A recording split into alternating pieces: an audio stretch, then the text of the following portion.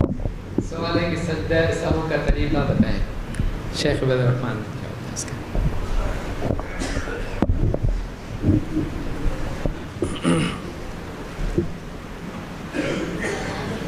بہت ساری کمی اور کوتاہی نماز میں ہو جایا کرتی ہے.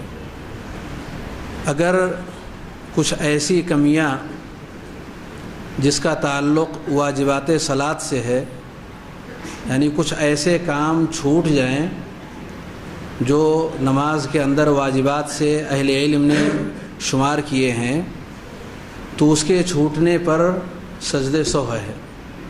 مثال کے طور پر اگر کوئی شخص نماز پڑھ رہا ہے اور پہلے تشہد میں بیٹھنے کے بجائے وہ کھڑا ہو گیا، تو اب آخر میں سلام پھیرنے سے پہلے 2 سجدہ کر لے، جسے سجدہ سہو کہتے ہیں. یا اسی طریقے سے جو بھی تکبیرات الانتقال ہیں، یہ سارے کے سارے واجبات ہیں، ان میں سے بھی کوئی اگر چھوٹ جا رہا ہے تو اس موقع پر سلام پھیرنے سے پہلے 2 سجدہ کر لیا جائے. سجدہ سہو اس طرح کی چیزوں پر ہیں، اور کبھی کبھار کچھ چیزیں زیادہ ہو جاتی ہیں، کبھی کچھ چیزیں کم ہو جاتی ہیں. ایسے میں کب ہمیں سلام سے پہلے سجدہ کرنا ہے اور کب سلام کے بعد سجدہ کرنا ہے، اہل علم نے ذکر کیا. خاص طور سے صحیح مسلم کے اندر جو احادیث امام مسلم رحمۃ اللہ علیہ نے ذکر کی ہیں سجدہ سہو کے ابواب میں، اس کو سامنے رکھتے ہوئے یہ بات واضح ہوتی ہے کہ کل 4 حالتیں کسی بھی انسان کی ہوتی ہیں. پہلی حالت یہ ہوتی ہے کہ کچھ کمی اور کوتاہی ہو جائے، کچھ کمی اور کوتاہی ہو جائے، جیسا کہ ابھی مثال میں پیش کیا گیا. تو اگر کمی اور کوتاہی ہو جاتی ہے تو سلام پھیرنے سے پہلے سجدہ کر لیا جائے. اور اگر کمی کے بجائے زیادتی ہو جائے، جیسے 4 رکعت پڑھنے کے بجائے 5 رکعت پڑھ لے، زیادتی ہو گئی، اور نبی کریم صلی اللہ علیہ وسلم نے بھی ایک بار 5 رکعت پڑھ لی تھی، تو ایسے میں سلام پھیر لینے کے بعد اللہ اکبر کہے اور 2 سجدہ کر کے بغیر تشہد کے دوسری بار سلام پھیر لے. یہ 2 حالتیں ہوئیں. تیسری حالت ہے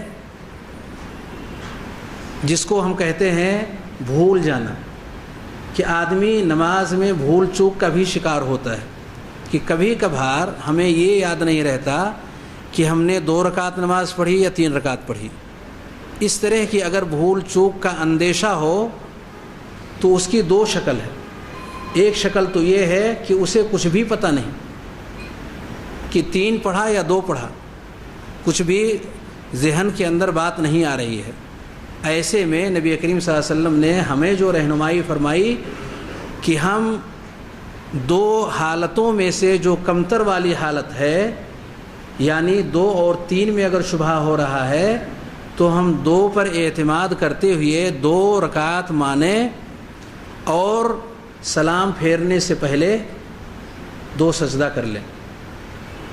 یعنی اگر کسی انسان کو ٹھیک طریقے سے یاد نہیں کہ 2 رکعت اس نے پڑھی یا 3 رکعت پڑھی، شبہ ہو رہا ہے اور شبہ اس کا اتنا پختہ ہے کہ اسے 2 اور 3 میں فیصلہ نہیں ہو پا رہا ہے، تو 2 کو مان کر کے اور رکعات کو مکمل کرے گا اور سلام پھیرنے سے پہلے 2 سجدہ کر لے گا.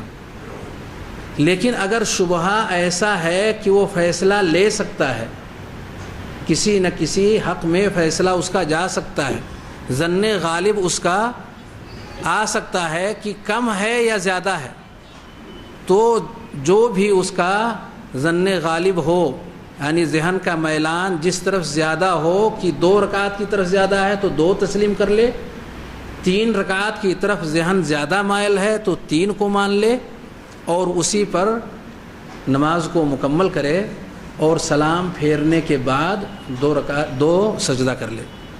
یعنی اس شکل میں جب وہ کچھ ڈیسیزن لے سکتا ہو تو ایسے میں سلام پھیرنے کے بعد اسے 2 سجدہ کرنا ہے. یہ کل 4 حالتیں ہیں جو اہل علم نے ذکر کی ہیں، ان تمام احادیث کی روشنی میں جو اس تعلق سے ذکر کی گئی ہیں. ہمیں اسی طریقے سے سجدہ سہو کرنا چاہیے.